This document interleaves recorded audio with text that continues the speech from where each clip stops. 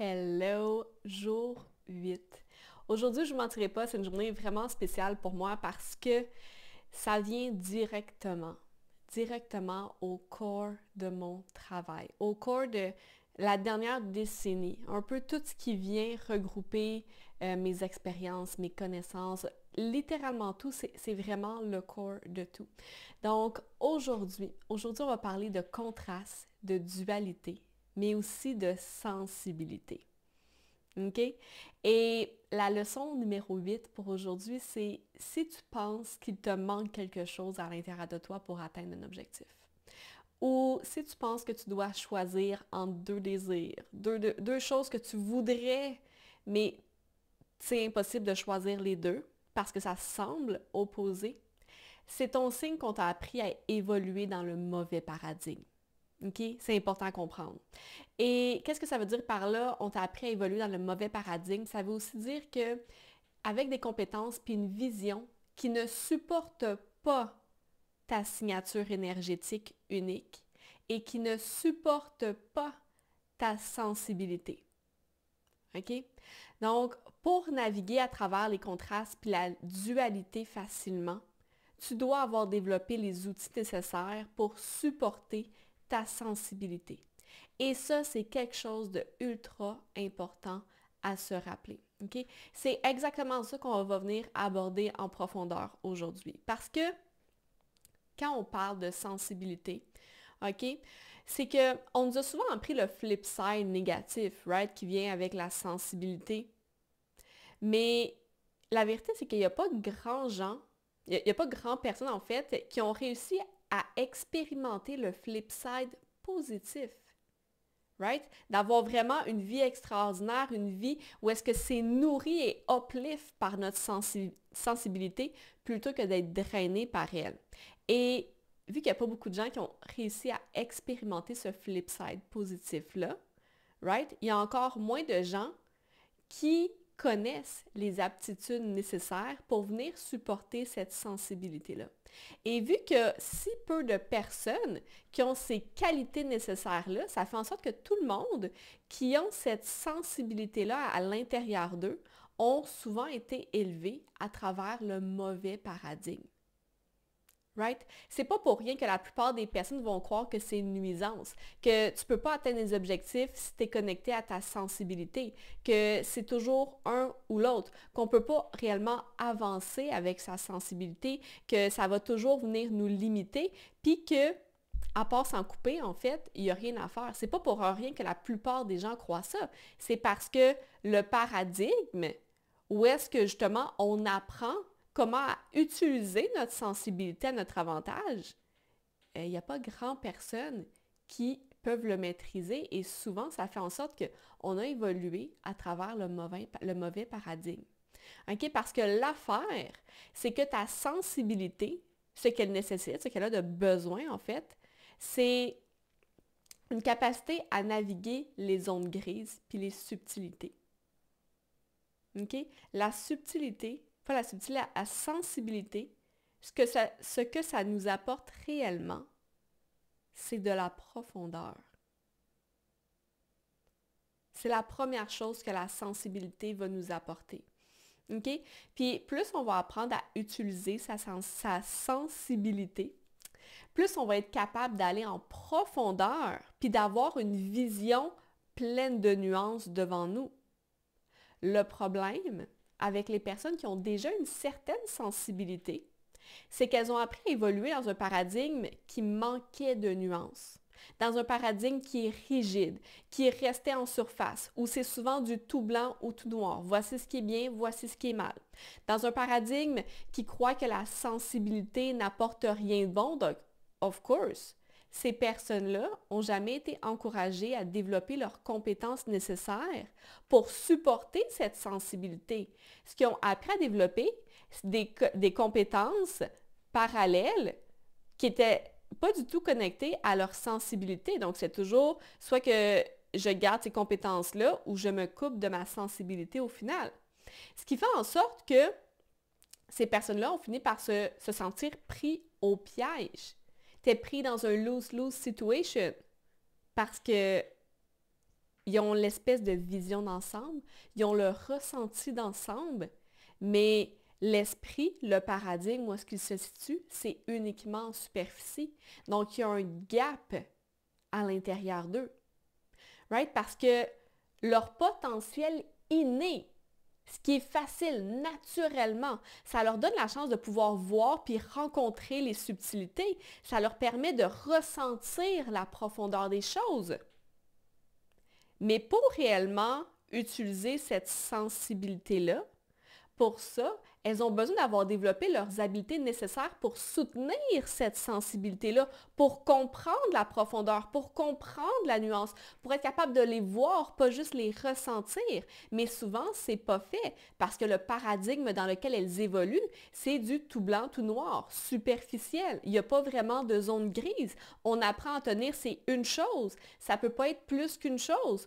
Donc, souvent, ce qui arrive, elles évoluent, ben oui, en ayant une tendance innée à ressentir les gaps, à désirer de la profondeur, mais en ayant uniquement les outils pour rester dans le superficiel ou dans le tout blanc ou tout noir. Leur niveau de conscience reste pris où est-ce qu'elles ont évolué en superficie parce que c'est là que leurs compétences peuvent être utilisées. Mais toujours en ressentant la profondeur qui existe. Donc, elles peuvent ressentir le gap, elles ressentent quelque chose, mais souvent, c'est là qu'on a la difficulté à mettre les mots justes. C'est pour ça que souvent, les gens viennent me voir, puis ils n'arrivent pas à mettre les bons mots, ils ressortent, et tout est clair. Ils ont l'impression d'être enfin vus, entendus, soutenus pour une fois, parce que j'étais capable de mettre les mots sur ce qu'elles ressentaient, mais n'arrivaient pas à exprimer. Parce que même si on n'a pas conscience, on ne peut pas nécessairement l'exprimer, s'il y a un stretch, un gap qu'on peut ressentir, mais que leur vision n'est pas adaptée à leur niveau de subtilité qu'elles ressentent, ça va être énormément difficile d'avancer. Il va toujours y avoir un fight, un combat intérieur entre les deux parce que ça ne fait pas de sens. Comment est-ce qu'on peut se sentir en sécurité? Comment est-ce qu'on peut être dans un état paisible, en paix, lorsqu'on ressent ce gap-là, lorsqu'on ressent qu'il y a quelque chose qui ne fait pas de sens? Et pour que ça fasse du sens, parce qu'à un moment donné, notre système nerveux ne peut pas toujours être activé. Veut pas, on va devoir laisser tomber une partie de côté. Souvent, c'est notre sensibilité. On vient à se couper de ces sensations, de ces connexions, parce qu'on ne peut pas tenir une contradiction si grande qu'on n'arrive même pas à exprimer. Right? Puis, aujourd'hui, ce que je voulais vraiment vous dire, c'est normal. Peu importe ce que vous voulez, ce que vous ressentez, c'est normal. Okay? C'est normal d'avoir le désir de vouloir aider, servir, prendre soin des autres, tout en choisissant de se choisir en premier. C'est normal de vouloir atteindre des idéaux, atteindre des objectifs, mais sans devoir se sacrifier en chemin, sans laisser une partie de soi derrière, sans se compromettre pour faire ce qu'il faut pour atteindre ses objectifs. C'est normal de vouloir les deux. Puis c'est correct de désirer plus, même si en ce moment, on est fucking reconnaissant. Puis on adore où est-ce qu'on se trouve. Mais on a le droit de tenir les deux à la fois. Un ne va pas invalider l'autre. Les deux viennent ensemble. Et l'affaire quand on parle de sensibilité, c'est que plus qu'on est sensible, plus qu'on va aller en profondeur, plus qu'on va aller dans les nuances, plus qu'on va faire face à de la dualité, à des contrastes. L'idée, c'est pas de se couper des contrastes, de la dualité, c'est pas d'en faire gagner un par-dessus l'autre, c'est d'apprendre comment est-ce que je peux sentir, tenir ces contrastes-là ensemble. On est tous des paradoxes. On a tous nos propres contradictions à l'intérieur de soi. Je suis la première, j'adore la connexion en profondeur avec les gens, j'adore côtoyer les gens, mais en même temps, j'adore être tout seul, avoir du temps pour moi, d'être loin de tout le monde. C'est pas parce que je suis un que ça vient invalider l'autre. C'est pas parce qu'il y a des journées où est-ce que je veux pas voir personne puis je veux juste être tout seul avec moi que ça veut dire qu'au final, je fais à semblant quand que je suis contente de voir des gens. Parce que lorsque je choisis d'être entourée par des gens, de connecter, c'est parce que c'est vraiment ça que je veux à ce moment-là. Puis je sais qu'il y a des moments où est-ce que je ne vais pas vouloir connecter, puis je vais vouloir être tout seul. Mais c'est pas parce que je suis réellement heureuse de voir des gens que ça veut dire que je fais semblant de vouloir être seule par moment et vice-versa. Les deux existent à l'intérieur de moi. Mais tant qu'on reste en superficie, tant qu'on joue la game de justement ce qui est superficiel, du tout blanc au tout noir, on va toujours se sentir pris dans un coin. On va toujours avoir l'impression que fuck, I'm wrong. Je dois changer quelque chose. Je suis pas vrai. Je suis pas authentique. Je suis pas ci, je suis pas ça. Alors que la vérité, c'est qu'on est toutes à la fois. On tient plusieurs contrastes à l'intérieur de soi. Puis, c'est pas parce qu'on les tient qu'on a toujours été capable. Parce que pour tenir tout à la fois, pour tenir ces contrastes-là, right? On doit d'abord être capable de tout tenir séparément d'abord. Ça veut dire qu'avant d'être bien avec le fait que c'est correct que des fois j'ai besoin d'être seule, puis c'est correct que des fois j'ai envie de voir des gens, j'ai dû faire la paix avec le fait que j'ai vraiment envie d'être tout seul. Peu importe ce que ça veut dire dans la tête des autres personnes. Je suis comme ça, je suis quelqu'un qui veut passer du temps tout seul. Au même titre que j'ai dû faire la paix avec le fait que, ouais, je suis quelqu'un qui a besoin de connexion, de meaningful connection, de quelque chose en profondeur, pas juste du superficiel. Parler de la pluie, du beau temps, de quelque chose qui est superficiel, j'haïs ça, ça me nourrit pas. Mais j'ai dû faire la paix avec les deux. Le fait que si quelqu'un veut entretenir une conversation superficielle avec moi, ce n'est pas de m'honorer que de rester là. Puis c'est pas parce que j'aime pas la personne, c'est parce que je ne m'honore pas si je reste là. Et en créant de l'espace, c'est ça qui va faire en sorte que je vais avoir l'énergie et l'espace nécessaire pour entretenir des vraies connexions profondes comme je le désire vraiment. Fait que quand que je dis pour tenir tout à la fois, on doit être capable de tout tenir séparément d'abord. Puis ça nécessite d'avoir développé une flexibilité émotionnelle, mais aussi mentale. Et ça va souvent à l'encontre de l'ancien paradigme où si, exemple, tu es une bonne conjointe, tu vas faire ci. Si tu es une bonne mère, tu vas pas faire ça. Si tu es ci, tu vas faire ça. Ça, c'est une mentalité qui est très rigide. C'était beaucoup ça qui était prôné autrefois. Par contre, pour être capable de naviguer sainement à travers la dualité, les contrastes, on doit être capable de développer sa flexibilité. Et souvent, mental, c'est plus facile que émotionnel. Parce qu'on met plein de meaning à justement ce qu'on ressent, plutôt que d'apprendre à être réellement à l'écoute de qui on est. Puis au final, ça devient facile de tout tenir nos contrastes seulement quand on prend le temps de faire le travail en premier.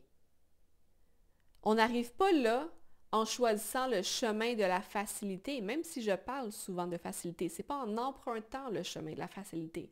Mais ce n'est pas non plus en choisissant le chemin qui est le plus difficile.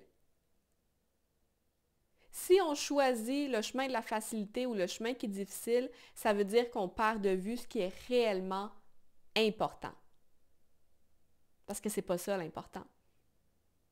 L'important, c'est qu'on va y arriver en comprenant qu'il faut d'abord renforcer et prendre le temps dont vous avez besoin pour construire vos capacités en fonction de vos propres besoins énergétiques, vos propres besoins uniques.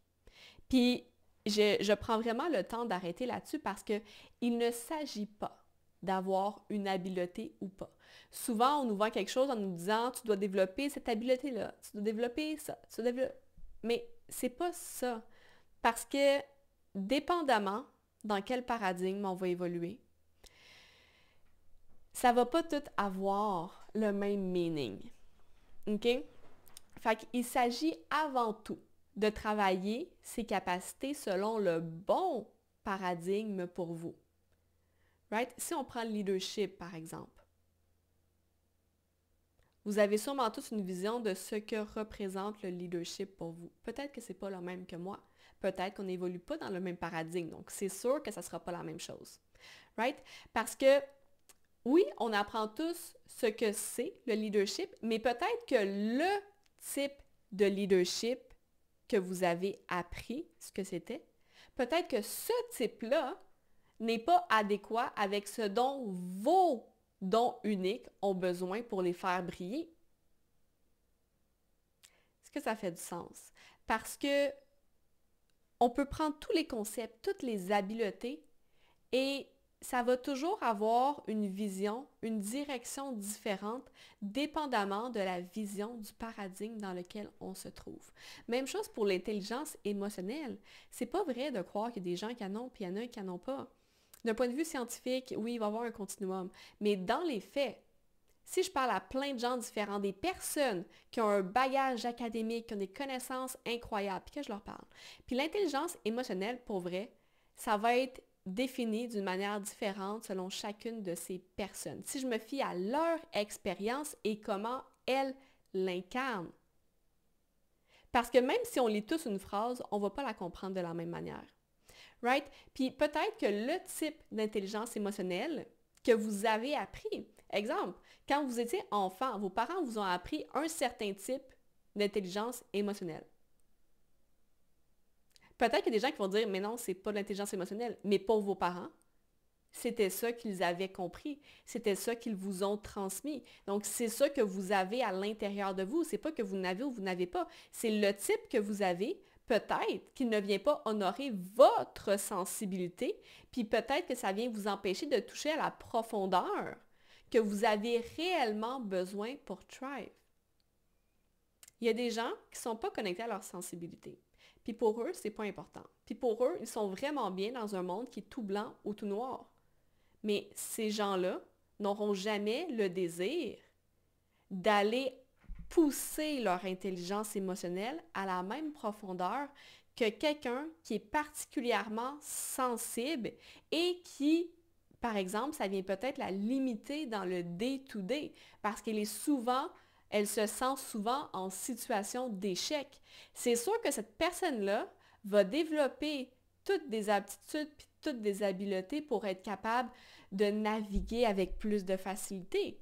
Mais si ça ne nous cause pas de problème, ça ne nous intéresse pas, bien, of course qu'on ne va jamais développer autant en profondeur ces habiletés-là. Puis ça, c'est juste 2 exemples, mais je pourrais vraiment continuer super longtemps sur différents concepts comme ça. Donc, c'est pas est-ce que j'ai cette habileté-là ou pas, c'est est-ce que l'habileté que j'ai à l'intérieur de moi répond à mon besoin unique? Est-ce que ça vient me supporter réellement si je suis honnête? Parce qu'au final, on a déjà tout à l'intérieur de soi, right? Puis c'est quelque chose qu'on entend souvent, puis souvent ça ne fait pas de sens, surtout si on est comme dans une zone de flou ou qu'on n'arrive pas à toucher ce qu'on veut toucher. On est comme fuck off, je ne l'ai pas à l'intérieur de moi, j'arrive pas à aller le chercher, sinon je serais capable d'aller le chercher. C'est pas que c'est pas à l'intérieur de soi, c'est qu'on se situe dans le mauvais paradigme. Notre manière d'évoluer, notre manière de voir le monde actuel ne nous permet pas de venir toucher à l'intérieur, à notre profondeur, parce que notre manière de voir les choses n'est pas en alignement avec qui on est, n'est pas en alignement avec notre sensibilité. Les compétences qu'on a développées ne viennent pas supporter notre sensibilité, c'est en combat intérieur. Donc, c'est un ou l'autre. Si ma manière d'être, de penser, d'évoluer, c'est ça en ce moment, ça entre en conflit avec ma sensibilité. Ils ne peuvent pas exister ensemble. C'est pour ça que je n'y ai pas accès. C'est pour ça que je n'arrive pas à être touchée en ce moment. Donc, c'est pas de s'asseoir puis de penser plus fort. C'est pas d'écrire davantage. C'est pas de faire plus de choses. C'est de changer le paradigme dans lequel j'évolue. Right? Fait que si j'en viens on a déjà tout ce qu'il nous faut à l'intérieur de nous. Le problème, c'est juste que parfois, on a appris à le cultiver d'une manière qui ne nous sert pas dans notre propre unicité pour être capable de le faire briller comme il le devrait. Donc, ce pourquoi c'est caché dans l'ombre, ce pourquoi je n'arrive pas à y accéder parce que je n'ai pas les outils pour le mettre en lumière. Right? Fait qu'au final, non, on n'a pas besoin de mettre plus de travail, de mettre plus de boundaries, d'avoir plus de leadership, d'avoir plus de résilience émotionnelle, de faire plus de lâcher prise. Tout ça, c'est des résultats de comment on a évolué jusqu'à présent. S'il y a des choses problématiques ici, right? Ce qu'on a besoin, vraiment, c'est d'avoir une base qui vient nous supporter. C'est de trouver le bon type de paradigme qui va venir nous supporter. Quelque chose qui va venir supporter nos besoins énergétiques, qui va venir supporter notre propre signature énergétique et notre propre sensibilité. Right? On ne peut pas évoluer dans un monde qui est rigide, puis espérer être capable de se connecter profondément à qui on est et notre sensibilité si la manière qu'on a évolué, ça a toujours été via de la rigidité. Ça vient créer une résistance, une confrontation immédiate. Donc, aujourd'hui, ce que je voulais vraiment vous dire, c'est où est-ce qu'on pense souvent que le problème se trouve? C'est pas là que le problème se trouve, c'est pas là que le blocage se trouve. Ça, c'est juste la représentation. Donc, d'où l'importance d'aller en amont et c'est pour ça que je trouvais ça si important de venir aborder la sensibilité avec vous aujourd'hui parce que c'est quelque chose qui est tellement mis de côté, qui est tellement peu abordé, mais c'est la base. C'est la base de tout. Sur ce, je vous souhaite une super de belle journée. J'ai hâte d'avoir vos feedbacks dans les commentaires. Ça le fait remonter des choses. Si vous avez des questions et des choses que vous voulez qu'on aille plus en profondeur, vraiment venir pousser le sujet plus loin. Si vous vous sentez interpellé lorsque je parle de sensibilité aussi. Alors sur ce, on se voit demain.